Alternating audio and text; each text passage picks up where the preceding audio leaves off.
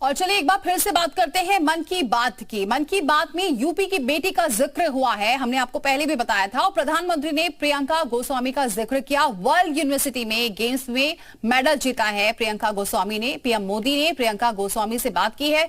Race walking खिलाड़ी हैं प्रियंका गोस्वामी और चीन में आयोजित गेम्स में भारत ने 26 मेडल जीते। इसमें प्रियंका गोस्वामी भी हैं जिन्होंने ये मेडल जीता है।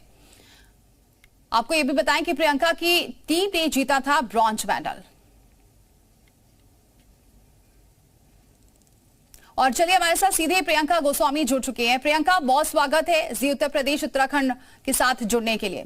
और सबसे पहले आपको बहुत बहुत बधाई, क्योंकि आपने ये भारत के लिए ये जो मेडल है वो जीता और आज प्रधानमंत्री से आपने बातचीत की। कैसा लग रहा है?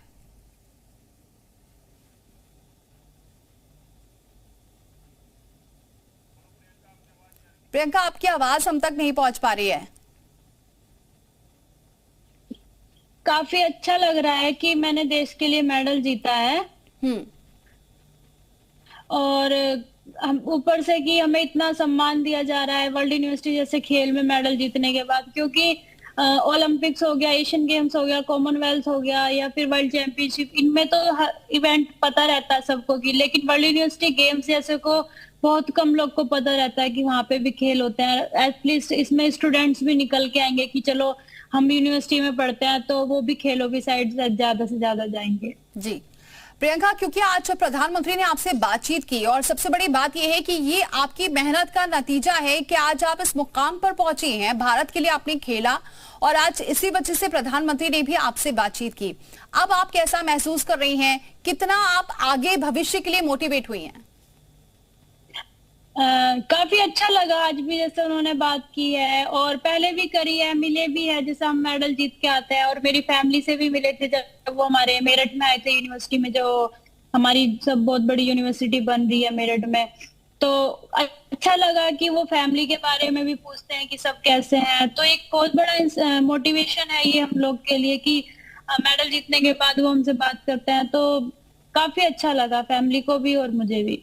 बिल्कुल प्रियंका, जरा आपके बारे में ये जानना चाहेंगे कितना टफ था आपके लिए, क्योंकि रेस वॉकिंग जिस तरीके से आप जिक्र कर रही थी, हम लोगों ने भी सुना उस मन की बात कार्यक्रम में आपकी और प्रधानमंत्री के बीच जो बातचीत हुई, उसके बारे में जरा डिटेल में बताइए। देखो, रेस वॉकिंग कोई हमारे से पूछता है कि तुम क्या खेलते हो, तो फिर पहले हम बोलते हैं एथलेटिक्स, क्योंकि हमें भी पता है अगर हम एक किसी नॉर्मल को बोलेंगे तो रेस वॉकिंग के बारे में उनको पता ही नहीं रहता है, तो बोल देंगे एथलेटिक्स। फिर बोलते हैं एथलेटिक्स में क्या, तो हम बताते हैं रेस वॉकिंग। तो कई बार बोलेंगे ऐ करके, मतलब 3-4 बार पूछेंगे ये होता क्या करके। तो बहुत लोगों को इंडिया में नहीं पता है रेस वॉकिंग के बारे में, जबकि बाहर के देशों में बहुत लोग देखने भी आते हैं हमारा इवेंट। और शायद जब हम नेशनल खेलने भी जाते हैं तो उतना भीड़ नहीं होता हमारा नेशनल देखने के लिए भी जी। तो एक हमारा एक सबसे टफ टेक्निकल गेम है पूरे एथलेटिक्स में, कि हमारे जो 1 किलोमीटर का रूट होता है, जो किलोमीटर का लैप होता है, 500 जाना 500 आना, तो उसमें एटलीस्ट 5-6 जज खड़े होते हैं हमें जज करने के लिए। जैसा कोई हमें वार्निंग दे देगा, 3 वार्निंग होने के बाद 2 मिनट खड़ा करते हैं, 4 वार्निंग होने के बाद हमें डिस्क्वालीफाई भी कर दिया जाता है। तो हमें हमारा एक पैर तो जमीन से टच होना चाहिए, दूसरा अगर ऊपर है, और एक टच रहना चाहिए जमीन में तब तक कि हम दूसरी साइड आगे ना रख दे। और दूसरा हमारा नी बैंड नहीं होना चाहिए, नी हम आगे पैर रखने के टाइम नी लॉक होना चाहिए, क्योंकि काफी लोग को कंफ्यूजन होती है कि जब हम पैर आगे रखते हैं तो नी बैंड करके तो रखते हैं, एकदम सीधा सीधा तो पैर आगे जाएगा नहीं जी। तो उठाने के साथ हम बैंड कर सकते हैं, लेकिन जब आगे हम रखते हैं, लैंड करते हैं, तब हमारा नी लॉक होना चाहिए। प्रियंका, कितना टफ है ये, क्योंकि आप मेरठ से आती हैं और आप क्या कहना चाहेंगे, क्योंकि मेरठ में और वो भी जिस रेस वॉक की आप बात कर रही हैं, जाहिर सी बात है बहुत कम लोग जानते हैं, लेकिन क्या लगता है कि अब ये और आगे लोग इसको जान पाएंगे और इसमें और भी लोग और भी बच्चे आगे बढ़ पाएंगे?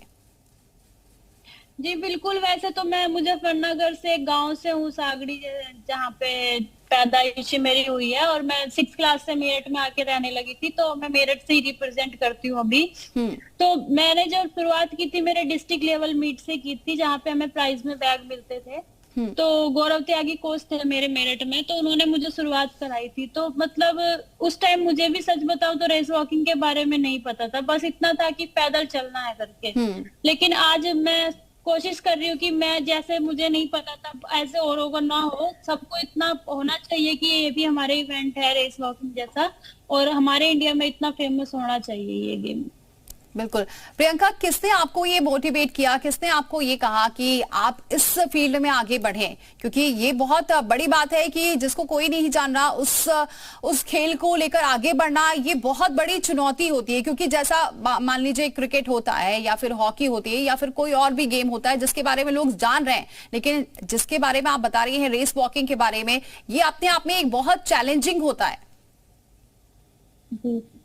तो मैंने बताया डिस्ट्रिक्ट लेवल एक डायरेक्ट मैंने कंपटीशन ही किया था, उसमें 3-4 लड़कियां थी, तो मुझे लगा कि बस इसमें चलना है। तो मैं चली, तो जैसे बैग जीता था मैंने, प्राइज में 3rd पोजीशन आई थी मेरी। तो उस टाइम हमारे गौरव त्यागी सर और एक बीके वाजपेयी सर थे जो भी रिटायर हो गए, यूपी गवर्नमेंट में ही थे वो। तो उन्होंने मुझे दोनों ने बोला कि बेटा तू आज से वॉक करेगी। तो फिर उसके बाद गौरव त्यागी जो कोच है उन्होंने मुझे कंटिन्यू 2-3 साल वहां पे ट्रेनिंग कराई। मैं नेशनल लेवल तक गई, मेडल जीते। उसके बाद मैं नेशनल टीम में आई। अब भी मेरे जो कोच है वो गुरमीत सिंह है, वो खुद भी डबल ओलंपियन है, और उनका टारगेट है कि जो वो ना कर पाए वो मेरे को इतना हार्ड वर्क कराए कि ताकि मैं अचीव करूं। प्रियंका, आगे की क्या प्लानिंग है आपकी अब इस गेम को लेकर? अभी मेरा नेक्स्ट मंथ ही एशियन गेम्स है और उसके बाद पेरिस ओलंपिक्स है। तो उसके पहले जो मेरा मेन टारगेट बता सकती हूँ मैं, एशियन गेम्स में मेडल जीतना है अपने देश के लिए, और उसके बाद ओलंपिक्स के लिए फोकस करना है। अगर प्रियंका बात करें, जिस तरीके से आपने बताया प्रधानमंत्री आपसे पहले भी मिल चुके हैं और खिलाड़ियों को काफी उत्साहित करते हैं आगे बढ़ने के लिए, इसको आप कैसे देखती हैं? और आगे जो और भी इस गेम पर आगे आना चाहते हैं या स्पोर्ट्स में आगे आना चाहते हैं, उनके लिए आप क्या मैसेज देना चाहेंगे? देखो काफी अच्छा लगता है क्योंकि हमारा भारत इतना बड़ा देश है और इतने लोग यहाँ पे रहते हैं, और वो उनको छोटी से छोटी चीजें सबकी पता होती है कि कहाँ हमारे देश में क्या चल रहा है। हर एक को वो, जैसे हमारा इसरो टीम ने अभी सक्सेस किया तो उनको भी कांग्रेस किया, उनसे बात की। खिलाड़ी आता है तो खिलाड़ी से बात करता है, हर एक फील्ड में उनका ध्यान रहता है कि कौन क्या कर रहा है, उसको कांग्रेस करते हैं, बात करते हैं, जितना ज्यादा से ज्यादा प्रोत्साहन दे सकते हैं वो करते हैं उनका। तो ये काफी बड़ी चीज है हमारे देश के लिए कि हाँ हमारे जो प्रधानमंत्री जी है वो इतना इंटरेस्ट लेते हैं हर एक फील्ड में। तो काफी अच्छा है और हमें भी इससे काफी मोटिवेशन मिलता है। प्रियंका, आपने मन की बात में एक बात का जिक्र किया था कि जब आप खेल रही थी तो उस दौरान थोड़ा डगमगाई थी, लेकिन फिर आप में हिम्मत ये आई कि भारत के लिए आप खेल रही हैं और फिर आखिरकार आपने जीत लिया मेडल। उस दौरान के बारे में बताइए। जी बिल्कुल, हाँ जैसा कि मैंने बताया भी है कि हमारा बहुत टेक्निकल गेम है, काफी हार्ड होता है ये, 20 किलोमीटर चलना भी होता है। तो हम कुछ भी नहीं बोल सकते कि लास्ट 100 मीटर में भी हमें बाहर कर दिया जाता है। तो ये चीजें देख के हमेशा माइंड में डर सा रहता है कि यार अभी हमें ऐसे ना हो जाए कि हम बाहर ना हो जाए या फिर ऐसे। तो मुझे थोड़ा डिस्टर्ब किया गया था वहां पे जजिंग में, लेकिन मैंने वो सब चीजें साइड करके बस ये सोचा कि प्रियंका मतलब 3 लड़कियां हैं और भी, अगर तू बाहर हो गई तो मेडल जा सकता है, तो एटलीस्ट देश के लिए मेडल जीतने आई है तो टीम मेडल भी कम से कम हाथ में लेके जाना है ताकि देश का नाम रोशन हो सके। ठीक है, बहुत बहुत शुक्रिया प्रियंका हमारे साथ जुड़ने के लिए और ये तमाम अहम जानकारियां बताने के लिए। तो प्रियंका गोस्वामी जी जुड़ी थी जिनका ये कहना था अभी आगे भी वो ऐसे ही बढ़ेंगी और गोल्ड मेडल भी जीत कर लाएंगी।